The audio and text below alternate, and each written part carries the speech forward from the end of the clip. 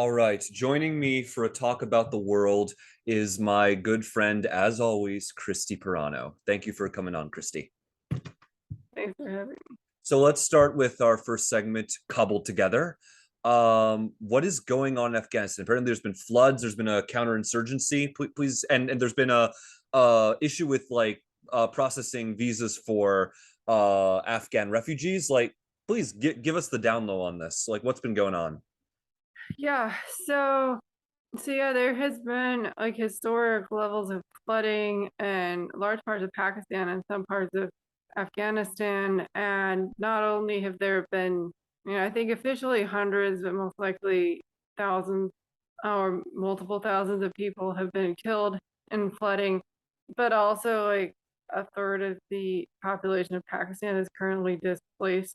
So like mostly internally displaced, but this is going to have like large impact on Afghanistan, and that a lot of the economy of Afghanistan, to the extent they even have an economy, is dependent on Pakistan. So a lot of their like food is imported through Pakistan and whatnot. So, and then there's also the Afghans that are living in Pakistan. So it was really devastating in Pakistan and large parts of Pakistan and some parts of Afghanistan. But then this is just adding to, I mean, we've been anticipating a horrible winter in Afghanistan, and that people there's not enough food, there's not enough resources to buy food. And then also this is going to have a huge impact on agriculture in Pakistan and Afghanistan, which means their food deficit will be even higher than it would have already been. So like we don't even know yet what the impacts of these floods will be, but it's not good, not just for the people, not just a large number of people that have already been killed, but probably sort of the secondary deaths are going to be more than the primary deaths, as sometimes happens in a natural disaster. Is like a few thousand people directly killed, and then you could have tens of thousands of people later dying as a result of lack of food or sanitation or healthcare or whatever. So yeah, definitely. I mean, they do normally get like monsoon rains, but it's just been so much more than normal and what they were prepared to deal with. Um, so yeah, very unfortunate and concerning situation. Not only what's happening now, but the impacts that are going to be felt over the next few months. Um, So let's talk yeah, about the counterinsurgency that might be happening there.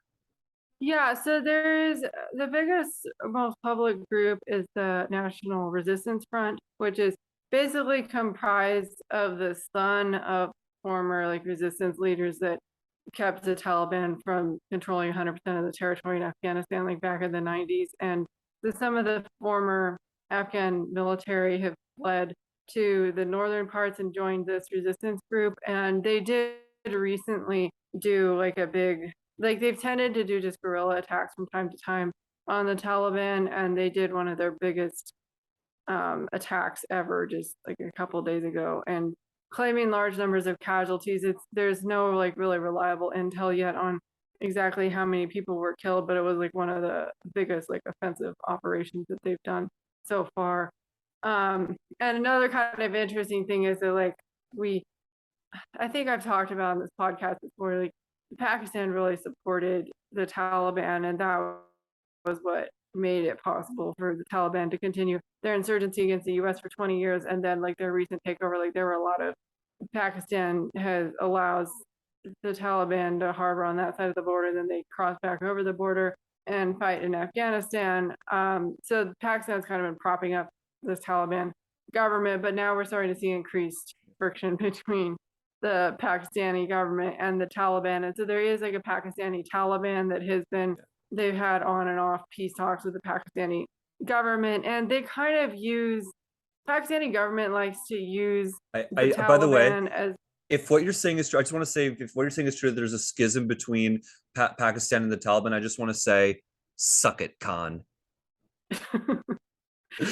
so so Pakistan has, they kind of like the Taliban is not officially controlling Pakistan, but they kind of like unofficially, there are areas of Pakistan where the government just lets the Taliban control it, and then there's areas that are sort of contested. But even in the areas that are officially government run, like oftentimes they know who the terrorists are, and oftentimes they're collaborating with them kind of like behind the scenes. And so, like, for example, they'll have some military general that says something he wasn't supposed to on national TV, and conveniently the Taliban just happens to blow up his convoy a couple days later. And there's a lot of these things that are supposed to look like the Taliban somehow killed somebody, but it turns out the person the Taliban accidentally killed was someone who also like stuck his foot in his mouth on national TV a couple days earlier. So you have a lot of this like kind of, love hate relationship where Yeah. Pakistani government claims to be fighting the Taliban, but sometimes they need to let the Taliban blow someone up to get rid of a political enemy and to reinforce that they need more aid from the West to fight the Taliban. So you have all this like going on, and then Pakistan has, I mean, they really like, I mean, a lot of us believe that Pakistan was really behind the Taliban taking over Afghanistan because they wanted to get rid of the US influence there. But now it's kind of like they've created this monster and now it's biting them too. So, Yeah. Anyway, um, I interrupted you. I'm sorry. That was rude of me. oh, no problem. And then there's also like then there's also Pakistan seems to be letting the US use Pakistani um, airspace for US drone strikes in Afghanistan. And this has the Taliban in Afghanistan really kind of peeved because, they want to be these big tough guys that got rid of the US, and then it's like their sugar daddy is now Mhm. letting the US fly back in and shoot at him again. Um, so yeah, it's sort of an interesting dynamic. And there've been increasingly cross-border tensions like Taliban and, the areas along the border where Pakistan wants to build a border fence to keep more Afghans from fleeing. Mhm. And there have been increasing numbers of skirmishes. So not necessarily really changing the dynamic over there, but interesting to track that, Pakistan is not necessarily enjoying all of the aspects of having helped Mhm. the Taliban take over Afghanistan. Right. Um, And yeah, I was going to say, sorry. in the midst of all of this, I don't know if you're done talking about Pakistan, but Yeah. in the midst of all of this, we can't forget that many Afghans who worked for the U.S. military are still trying to get to U.S. soil. I'm sorry, Yeah, I get yeah, worked up over this. like tens of thousands of them. So when they did the evacuation a year ago, they got about 3,000 out of 80,000 that were waiting for US visas. And yes, we got huge numbers, but That's it was so chaotic and so 3.75%. I know, it's crazy. And like the whole point of the evacuation originally was to save these like SAV applicants, but the whole evacuation was so chaotic and so corrupt. And there were some people who were saved through the evacuation who should have been saved, like who were not SAV applicants because they weren't SAV eligible, but like Afghan government officials, commandos, and stuff like that. So a portion, so just because somebody was evacuated and wasn't special immigrant visa eligible doesn't mean that they shouldn't have been evacuated, because there were some like judges, prosecutors, commandos, and people like that are not SAV eligible but were evacuated. There was also like a lot of American citizens and permanent residents that ended up being stuck there and bringing sometimes additional family and friends with them. But it is still pretty pathetic that it was like 3% of the people that were evacuated were the ones that they originally said this is who we're going to evacuate. And they have continued to slowly work with Qatar to like slowly get people out, but it's basically right now it's 200 people a week, and the backlog is still like 70,000 principal applicants. And even if you account for the percentage that will be denied and you add in the wives and kids, it's like 300,000 people, and at the rate they're growing it will take them 19.8 years to finish that. So we get a lot of like talk from the administration about how amazing Right. it is that they're still saving people. And yeah, And it's great if and you're in the 200, but and speaking of the administration, apparently they've made some moves this week. yeah, so they at the like end, so basically it's now been 1 year after the end of the initial evacuation, and they had what they called Operation Allies Welcome. And that was just their word for like their term for their ongoing like efforts that been about, it's probably averaged about 200 people a week. There was some time that it was completely shut down and then it was 400 a week for a while, but the average has been about 200 a week. So they call that Operation Allies Welcome. Well, then I think as of August 31st, Operation Allies Welcome was officially over. And so now it's going to be called Operation Enduring Welcome. And they said, oh, you know, we have this multi-year commitment and this just proves how committed we are to this, which, I mean, I'm glad that they are no longer planning what they originally planned, to just pack up and leave and, you know, 80,000 people can die and that's okay. I mean, I'm glad that there's some effort to get people out, but it's like a tenth of what it needs to be. I think the biggest thing that caused confusion in the community was they said we're no longer going to be using humanitarian parole. We're only going to process people through like special immigrant visas or refugee visas. And that caused a lot of confusion because what had been happening was they had been like, if an American citizen's spouse was over in Afghanistan, they would like take the spouse and then they would give them parole and let them come to the US and join their spouse, and then they'd have to go through an official immigrant visa process like once they got here. Well, now they're saying, no, you have to finish the whole immigrant visa process before you can come. So basically the government had been relocating people to Qatar and then paroling them into the US, and now they're no longer going to be paroling them in, so they're going to relocate them to Qatar and then finish processing them as an immigrant or as a refugee. Which is really just which is, I mean, it is better if people are coming here as immigrants or refugees because it doesn't like clog up the asylum system, but also it's kind of a self-imposed thing. The administration is like, oh, well, now we can't possibly relocate more than 200 people a week because we can't possibly process more than 200 immigrant visas a week. It's like, well, then reopen the camps in the US and like bring more people, and they may just have to wait in the US for a while they finish processing. I mean, that's not, it's a self-imposed constraint.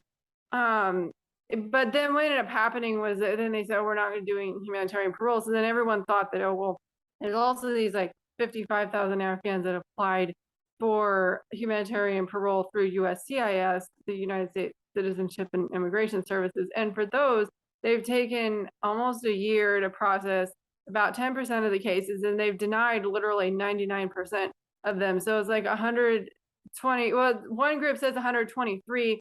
The actual data is since September 2021, 84 people have been approved through USCIS humanitarian parole, and over Out 8,000 of, have been denied. wow. Yeah.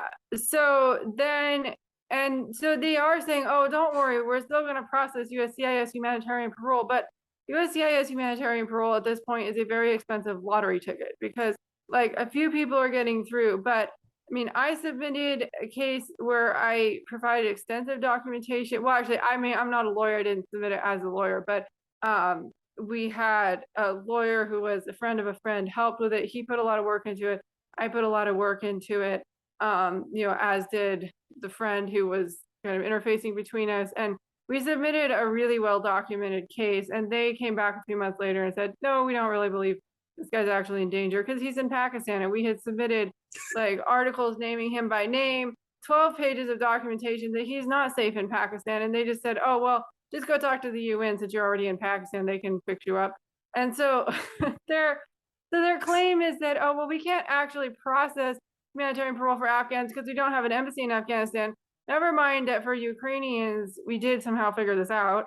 And they're also saying that, well, once you get to another country, you're safe anyway. But that is more true of Ukrainians than it is of Afghans, because at least with Ukrainians, if they can get to a neighboring country, they may not be living in good conditions, but they're probably not being tortured and murdered by their host country. But the same is not true of Afghans. Like there is not a single neighboring country that is not deporting people to Afghanistan or that is providing Afghans with like a reasonable visa option. Like if Pakistan was saying, okay, you have to pay $500 a person to process it, but we will give you a work visa. You know, if you're an Afghan and you haven't, been, and you don't have a criminal record, you can come here, you can get a work visa and, you can get a job and live in a neighboring country. I mean, I haven't like tried to sneak across the border to Canada. I mean, I'm sure Canada probably deports people back to the US if you hung out there for too long, but like, between the US and Canada, it's like if you were a citizen of one country and you got a job in the other country, you could probably like get a work visa to go to the other country or whatever. But that is not the situation between Afghanistan and Pakistan. So even if someone is safe for 3 months because they got a 3-month visa, that doesn't mean that they're not permanently resettled at all. And basically there are logistical hurdles for processing humanitarian parole for Afghans, but the main hurdle is that the administration doesn't think they're earning political points by saving more Afghans. And so they're citing this stuff like, oh, we have a resettlement bottleneck. There's only so fast we can resettle people, which is true. That is an issue, but they could be paroling in people who are like friends and family members of sponsors who had to prove they could financially support them, but they don't want to because that would involve saving more Afghans. So yeah, it's a very frustrating situation where the administration is basically just is become an overly constrained problem because they've decided to make it that way, and they're unwilling to think outside the box or use solutions they could, and then they're just using these indefensible talking points to justify why they can't save more people. I mean, honestly, this is basically my whole reaction to what you just said. Dude, uncool. Yeah, I don't know if it's going to get a copyright strike as a result of doing that, but that's basically my reaction. Yeah. Yeah, and especially like they have this Uniting for Ukraine program, which I'm happy that they have made it possible that if you're a Ukrainian and you have or can develop a US connection willing to sponsor you, you can come here. And like I'm happy about that, but it just makes it that much more absurd that they're claiming that they can't possibly do anything for the Afghans. It's like, well, all I'm asking for is that you treat Afghans the same way as Ukrainians and say, okay, if you are legitimately in danger, you're not, a as far as we know, you're not a Russian spy or Taliban operative. And you have a friend or family member in America willing to take financial responsibility for you, cost the government nothing to let you come here. And I mean, advocates are just asking that Afghans get the same opportunity as Ukrainians. And Yeah. the administration has just come up. They're very offended by any suggestion that there could be anything having to do with racism here, but Yeah, no, also that's actually something I wanted to ask, which was, ordinarily I would never say these words, but I think Ilhan Omar has a point, when it comes to, the disparity in terms of how Afghan refugees are treated versus Ukrainian refugees. Yeah, I think it's a valid point because, and there are people who are advocating for Afghan refugees, but also like very defensive of the administration and saying, well, Afghans are all in need of resettlement. And I mean, I told one of these guys, it was like, well, I mean, that's an assumption that you're making, that there's no American willing to help Afghans, even though they're willing to help Ukrainians. Like, do you really think that there are no American veterans who care enough about Afghans to be willing to resettle Afghans? I mean, it's like, they're trying to claim that it's about the Ukrainians have the resources to resettle themselves, but there are wealthy Afghans and there's Afghans who have Americans who can afford to resettle them willing to do so, and there's also poor Ukrainians. And I mean, the US government has made the decision to let Ukrainians in if they have a means to come without needing resettlement resources, which is very expensive when we do eventually make it back. Like once a refugee gets a job and starts paying taxes, then they do eventually pay for themselves. But it's like basically the government invests a lot in them the first few months, and then it's going to be a few years before they're going to end up paying that back in taxes. But they're not allowing the Afghans the same opportunity they are the Ukrainians to say, okay, we're not footing the bill for you to come here, but you can come if you have an American citizen that is willing to foot your bill. And they've said that they are doing that for Ukrainians, and they absolutely refuse to do it for Afghans. And even the Afghans that have compelling evidence, and sponsors that meet all the financial criteria and compelling evidence that they're at risk, they're still saying, no, we don't actually believe you. It's like, you're still alive, so you're not really at risk enough to warrant getting the benefit.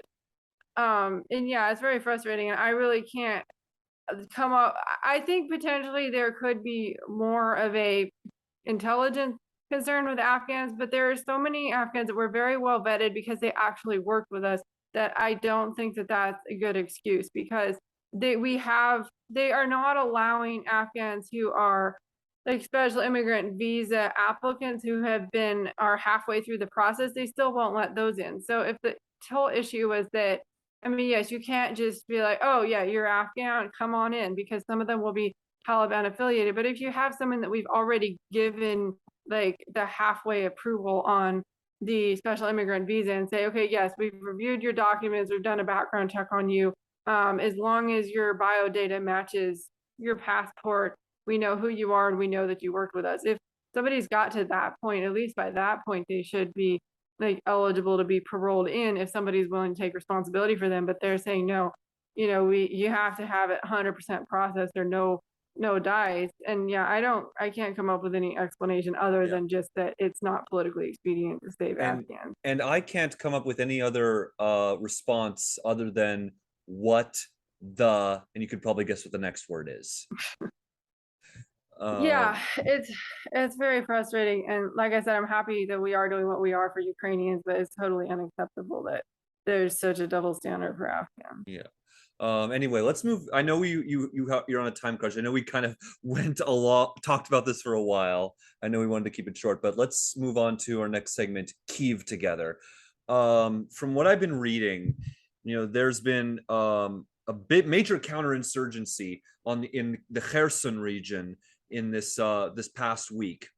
Ukrainians apparently have been pushing the Russians back. They've like destroyed like a large number of bridges over the Dnieper River. And they've apparently Russians have been retreating, and the Ukrainians could really be making ground in the southern part of the country. And are you following what's going on in the Kherson region with regard to the Ukrainian counteroffensive? Yeah, I have been following that. I saw something maybe yesterday claiming that there were about up to 20,000 Russian troops that have been kind of being forced to retreat, and also the bridges behind them have been blown up, so they could end up needing to surrender soon. I don't believe there've necessarily been any like en masse surrenders, but some of the people are thinking that a lot of Russians are going to end up boxed in here pretty soon. For context, by this point, I honestly thought, 1 or 2 months ago, that by this point, Russia would have taken all of the Donbass and they'd actually be pushing towards Mykolaiv. But instead, they're stuck in the Donbass. They've made no progress in the past month and a half, and they're apparently being pushed back from Mykolaiv all the way towards Kherson. So, things may finally be going Ukraine's way. After June, where they basically lost control of Luhansk and have sort of kind of been struggling to maintain control of what they've got left in Donetsk. That seems to have stalemated completely, and now, Ukraine is potentially. I've honestly felt, this is probably going to be controversial. I've honestly felt that in a true, just world, unless Russia just surrendered right now, Ukraine would basically push Russia out of all of Ukrainian's territory, march on Volgograd, then invade the Caucasus and take a large chunk of Russia's energy reserves. Yeah, I think that Ukraine wants. I think they're talking about wanting to push Russia out of the Crimea region. But I mean, I would think that I think they just like want to actually get Russia out of their borders and not do offensives beyond that. But I don't know. I mean, my understanding. Yeah, my understanding. My understanding is that because Ukraine's fighting a war of self-defense, if they continued into Russian territory, they could annex that, under international law. Oh, yeah. I haven't really I thought that was the law, is that a country fighting a war of self-defense can annex any territory they conquer. Yeah, so I don't know if Ukraine has plans to try to avail themselves of that, or if they plan to just push Russia out and of their original borders. I Yeah. feel like if they had hopes of annexing territory, they wouldn't say it at this point because Yeah. they kind of like want to keep the sympathy, and if people just write it off as like, oh, Right. you're just duking it out, like they want to keep the sympathy as just a self-defense underdog. Right. And the war, by the way, the war of self-defense doctrine is the basis for Israel's claims to the West Bank, and previously, until they gave it back, the Sinai Peninsula as well, and also currently the Golan Heights. Those are based on the war of self-defense doctrine. Okay, and but then a lot of the world doesn't think that Israel should be occupying those areas. So Well, what can I Ukraine may say? have the same. Right, Yeah. but but I feel like I mean, whether or not Ukraine does it, if they do proceed into Russian territory and try to annex it, then even if they're rightfully entitled to that under Yeah. self-defense, they could end up losing some sympathy. My guess would be that their focus now is more on getting Russia out of their current territory than possibly like I annexing mean, that would be other things. big. And I would imagine that if that were to happen, if even if it's just Ukraine driving Russia out of their territory, Georgia might want to consider doing the same thing. Yeah, no, I do think this is going to weaken Russia. Of course, it's really hard to say. I mean, I've kind of been disappointed in how unable the world has been to sort of acknowledge really obvious human rights abuses. Like, I think the UN finally admitted that China has been engaging in genocidal, like crimes against humanity, and Yeah, their no, campaign against the Uyghurs. But it's like we've had very compelling evidence of this for like yeah, multiple years, and and then we're like, oh yeah, okay, this thing we really should have admitted 7 years ago. Now we're going to finally admit yeah, that, and so. What China's doing in Xinjiang to Uyghurs, in the past, we would start world wars over that sort of thing. Right, yeah, but now we're just like, well, we just don't want to admit that China is an important part of supply chains for like the entire world. So it's like we don't really want to admit that And they've we got should do nuclear something. weapons, of course, and they're pointed at America. Right. So we just don't want to admit that China is doing anything that bad. So we just pretend that we don't know about it. Yeah. And I think we did kind of the same with Russia. It's like, I mean, Russia is showing the world who they are. And I mean, prior to last February or whenever it was that they actually invaded, it's not like Putin was a better person, or Russia was more intent on, peacefully Yeah. coexisting with the rest of the world. It's just they hadn't really gotten up the courage to invade, and then finally they did. And I'm glad to that the way the West has rallied around Ukraine. And I think it could have been the West finally got some pretty heavy weapons to Ukraine. Like, I think part of what kind of changed the momentum was some of those like those like long range missiles, the HIMARS Yeah. I systems. think some of us had hopes early on that what was going on in Ukraine might have caused the West to finally grow a pair in terms of broadly what's going on in the world, but I don't think that appears to have happened. Yeah, some of it could be a little too early to tell, and that, I mean, I think that we have seen a lot of countries like rally around Ukraine, and maybe not as quickly or as forcefully as Ukraine would have liked, but we have seen that. And I mean, I think it's a little, people are still like kind of focused on the war effort. And so, if eventually Ukraine succeeds in getting Russia out of their territory, and then we just kind of go back to business as usual, like, okay, let's just pretend everything's normal again, then it's really just gonna, then, yeah, maybe Ukraine's a little stronger, Russia's a little weaker than before. But it won't have made a meaningful difference. I mean, I agree with you, it hasn't, that I'm concerned that, we're not seeing what we should see, but also like there has been a lot of support for Right. Ukraine. But in So some it ways hasn't it's been still business as usual. Case in point, Biden reviving the joint comprehensive plan of action. Oh, with Iran. yeah. Yeah, that's like, does Biden somehow under the fantasy that Iran is somehow going to restrain its nuclear program? I mean, it's really just like trying to go back to what Obama, Yeah, I I mean, mean, he's basically buys the Obama deal that Trump killed. yeah, there's only like So yeah, 3 I was years no left of fan that of that. deal, though. Yeah, I was no fan of that when Obama did it. I mean, there is no good solution to some of these like rogue countries, but the Democrats, like, let's just appease the terrorists. I mean, I certainly don't support that. Yeah, Um, I mean, yes.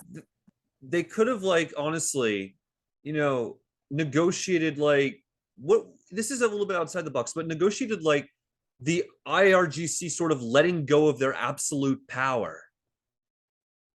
The fact is, Yeah. Iran has the facade of democracy, and it's really the IRGC running the place. Right. Yeah. And I think Iran is a disaster in terms of human rights Yeah, as well. And yeah, I don't think it's not a democracy at all. yeah. I mean, it says the facade of democracy. Basically, at the end of the day, it's the IRGC who basically picks who gets to run. Yeah. Yeah.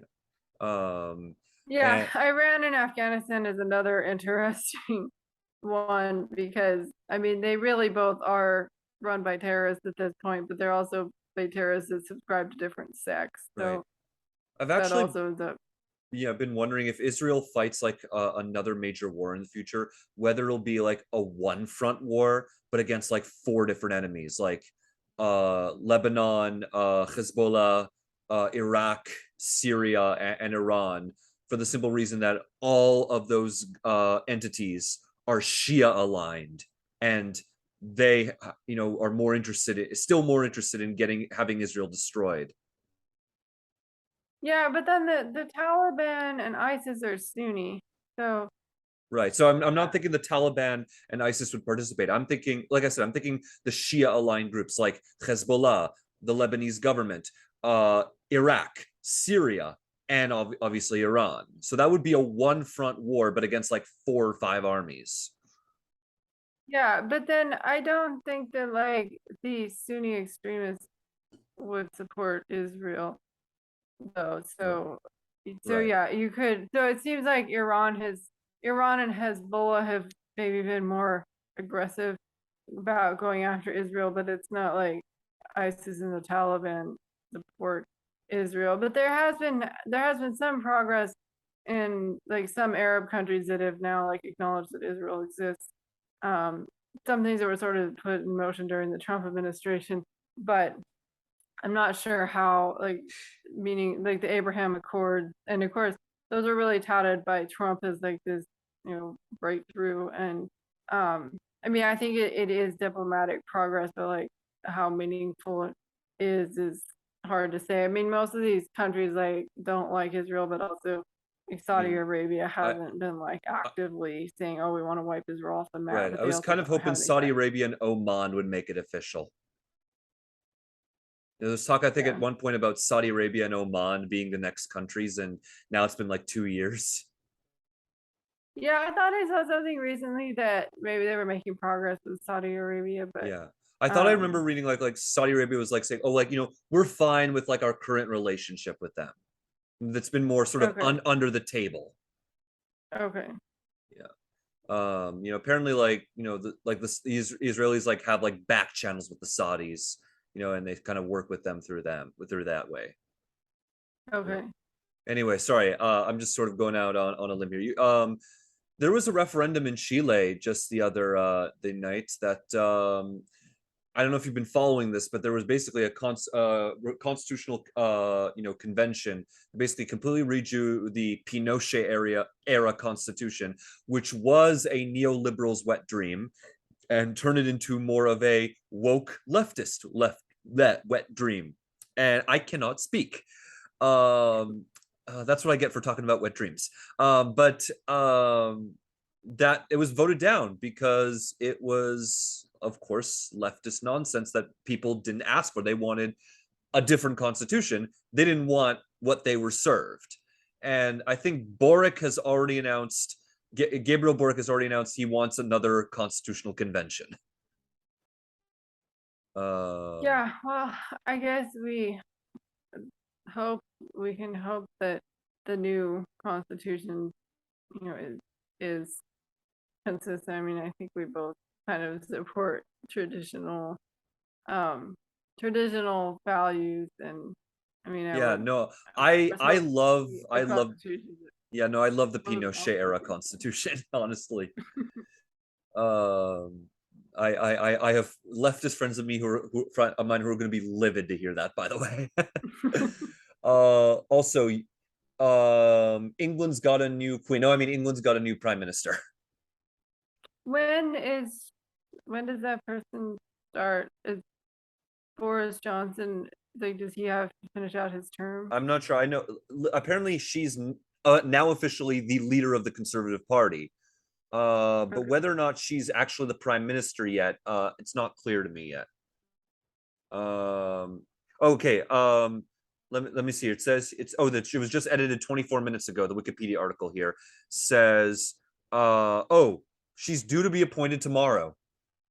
Oh, okay. So she's I guess apparently that's why sometimes internationals are really confused in our country, because like we'll have a presidential election and then like 2 days later they're like, oh, that person's president now, right? And I'm like, no, in 2 months they will be. No, I mean, like, I kind of respect the parliamentary system whereby like the new government's ready to go like the day after the election.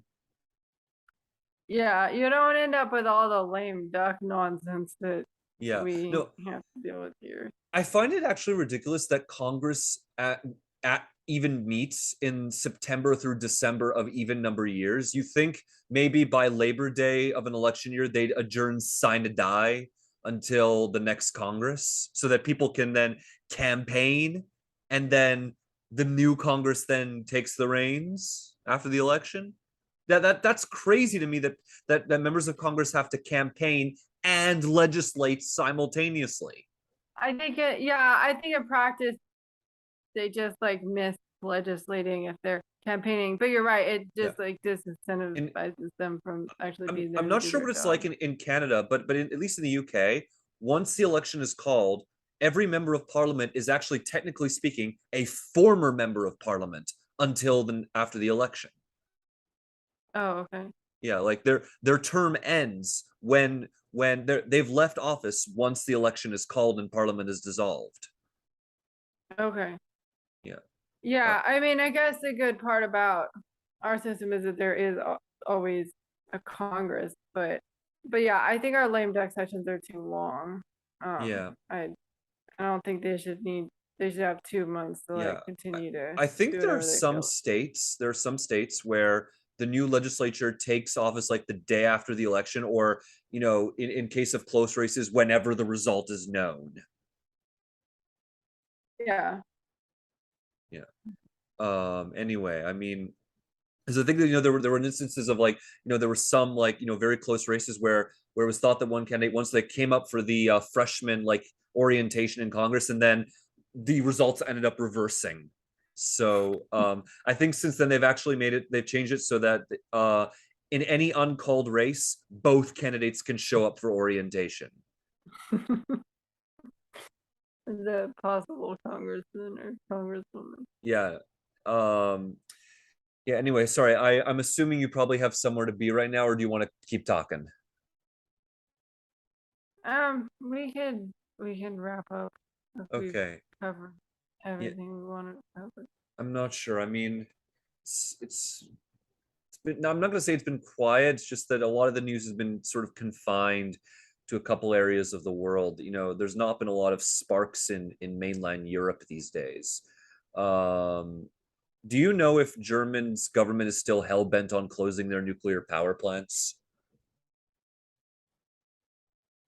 I haven't seen an update on that. I did read something a couple days ago about like maybe more people being more open to nuclear power, but I'm not sure if that was. Oh, there was news just today. they're delaying the phase out. Not Okay. just today. Wow. Well, that's good. I honestly think that nuclear energy should be more capitalized on because, I mean, like scientists are talk about being very concerned about like climate change and like, well, and then there is the renewables, but a lot of renewable energy has really major processing costs Yeah, and no, I other mean, hurdles. yeah, for sure. And I tweeted about this today. At least theoretically, like the switch to renewables should result, at least in theory, in people's utility bills being slashed and being less expensive to go on a road trip. But at the same time, things like long distance shipping, long distance flying, those would be stand to become more expensive. You know what I mean? Yeah, I'm not sure the renewables even really are projected to lower energy costs. I mean, I guess like in the future if energy were more scarce, then you wouldn't. I Right. mean, it would. It's just like a simple, like, renewable versus finite resource. Like, Right, but our renewable energy is really now most renewable energy is still more expensive than fossil fuel energy and oftentimes requires government subsidies to be economical at all. So yeah, in theory, like if you could recycle energy instead of or you have a more sustainable source, then you won't in the future have a scarcity. But at this point, we haven't really run out of fossil fuels. So I think it's going to be a while before renewable energy would actually be cheaper than fossil fuels. But I also think it's very short-sighted to continue to use a finite resource without preparing for a finite resource that we currently have enough to meet our needs without preparing for the future when there may not be enough of that to meet our right. needs. Although, mind you, when you go to the moon, Titan, apparently, the moon of Saturn called Titan, apparently there is more natural gas on just that moon than there is on all of Earth, Oh, and it'd it's be a and little it's bit and it's in liquid logistically, form. it'd be a little logistically difficult to get it back there. Yeah, yeah, for sure. I mean, there's a lot that could happen. We could be mining, rock ores in space. We could be manufacturing stuff in space. I've been considering all of these variables, and I've sort of, but basically, I agree with you. I think anyone who says that fossil fuels are obsolete is just as wrong as anyone who says climate change is a made up Chinese hoax. Yeah, no, we don't currently have the infrastructure to not use fossil fuels, and it's hard And without with nuclear. regard to jet engines and planes and container ships, we don't even have the technology yet. Anyway, so you were saying though. Yeah, but even if you don't count like long distance stuff, it's hard to get beyond 15 or 20% of like except for hydro, which now with these massive droughts, hydro is becoming more inconsistent as well. But like with solar and wind, it's hard to get more than 15 or 20% of those incorporated into the grid without like a breakthrough in battery technology. Yeah. Because it's so inconsistent. It's like you can have a windy day and you get plenty of wind energy, but you're gonna have a less windy day. You could have a cloudy day, you could have a big wildfire that like causes massive smoke clouds. And so it is hard to incorporate more than 15 to 20% of like the less consistent renewables in a power grid. And then I think hydro is more consistent, but then if you're completely reliant on hydropower, then you have a big drought. Now all of a sudden you have a problem again. But nuclear doesn't have that issue. Nuclear is it's just an alternative fuel source for a power plant. So what if we did like So a it mix doesn't. of all four, like hydro, solar, wind, and nuclear?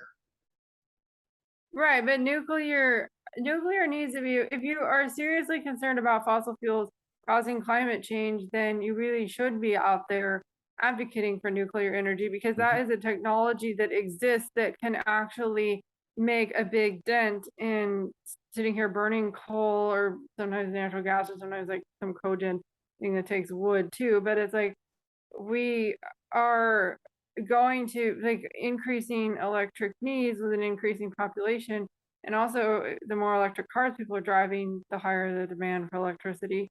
But yet it's like, oh well, we don't have a good way to the more you like right now the incremental electricity is just more fossil fuels. It's like, okay, we need to more, it's a hot day, like there's a huge heat wave in California, so I mean those power plants are just going to be cranking out more coal and natural gas to crank out more power to air condition people's homes. So the whole like, oh, I have this zero emissions electric car. Well, you really just transferred the emissions from your engine to the local power plant. You didn't actually, unless you're going to also install solar panels to offset the use of your car, which I'm sure some people do, but unless you do that, you're not really preventing emissions. You're just making the emissions happen in a different spot. Right. So I know that we got onto this topic because we were talking about Germany, and I just wanted to take a moment to appreciate the irony that the Greens in Germany were hell-bent on trying to close Germany's last remaining nuclear power plants. And as an alternative, they suggested restarting Germany's coal power plants. I just wanted to take a moment to appreciate that. That irony. Yeah, and there have been huge strides in nuclear technology in recent years, from much better safety. Besides the fact, like a big country like the US has plenty of places they can build a power plant that's not in tsunami or earthquake countries. So like, yeah, don't go find the San Andreas Fault in California and be like, oh, here, let's build a nuclear power plant right on top of the San Andreas Fault. Like that would be a bad idea, but there's plenty of places. Obviously there's no place that's totally protected from any natural disaster, but like you can find places, if you have a big country, you can find places that are less disaster prone. But there have been huge strides made in terms of recycling fuel as well as safety stuff. So yeah, I mean, environmentalists don't like power plants, but it's really based on the 40-year-old nuclear technology that's become a straw man for them to rail against. Yeah, and a big thing, at least in the United States case, is that one of the problems with is that they the waste from nuclear power, they're just leaving on site. They don't have a facility to put to store nuclear waste. They had one, there was a plan to build one at Yucca Mountain in Nevada, but guess who got that project shut down? Harry Reid. Yep. Democrats, the Democratic Senate majority leader, former Senate majority leader, was responsible for the current policy where we just leave nuclear waste on site. The French have developed a technology that recycles nuclear waste and cuts down the nuclear waste generation by like 98% by basically just recycling it. Nice. Yeah, that's the thing, again, is that nuclear waste recycling, carbon recycling, methane recycling, apparently that's actually, these technologies are really good for recycling greenhouse gases and actually using them in a way that doesn't pollute. Yeah. So I mean, the whole energy thing can be frustrating because it ends up being, policy ends up being driven by like corporate interests and extremists, and it's not oftentimes like just a thoughtful analysis of like what is scientifically possible and what policies can we implement to move towards something that is more sustainable from a scientific perspective. Everyone will claim to believe in science, but actually a lot of the energy policy is just legislating technology that doesn't even exist. It's like, oh, we're going to be carbon neutral by 20 whatever, and it's like we may not even have the technology to be able to pull that off, but it just sounds good if you're campaigning on, oh, I voted to be carbon neutral by this year or whatever. It's like, well, and so many of these technologies are like really experimental. Like people are talking about the idea of airplanes running on hydrogen instead of kerosene. But there are trade-offs. Like apparently the way hydrogen works is that you'd actually have to store it in the middle of the plane, like at the back in the middle instead of in the wings. So there's less space for passengers. And so, the cost of a ticket would therefore be more expensive. Yeah, I haven't really looked at the hydrogen technology, but it is extremely explosive. Yeah, Yeah, you could have real safety issues with that. Yeah, like the Hindenburg. Yeah. Yeah, anyway, I know we got like onto a whole tangent about green energy policy. I actually really like that. That's one of the I always appreciate having these conversations with you. And honestly, I wish we could just continue this. I just know you've got stuff to do. So I'm thinking we might end this here. So where can people follow you, and what do you want to plug? Plug anything. You can follow me at Kristy Perano on Twitter. We also have the organization that I am a part of that's trying to help Afghans is Kurdish Alliance of North America at Kurdish Alliance on Twitter. And yeah, I mean, we're only helping a handful of families just because of our limited budget, but we're continuing to provide really basic food packages for some families that are stuck in the US visa process. So any donations that we receive will go towards basic food packages for Afghan families in hiding. So All right. anything is appreciated. Yeah, and you've heard that, so go support some of these organizations if you can. At least follow them, and we're going to keep on covering these events to the extent that we can.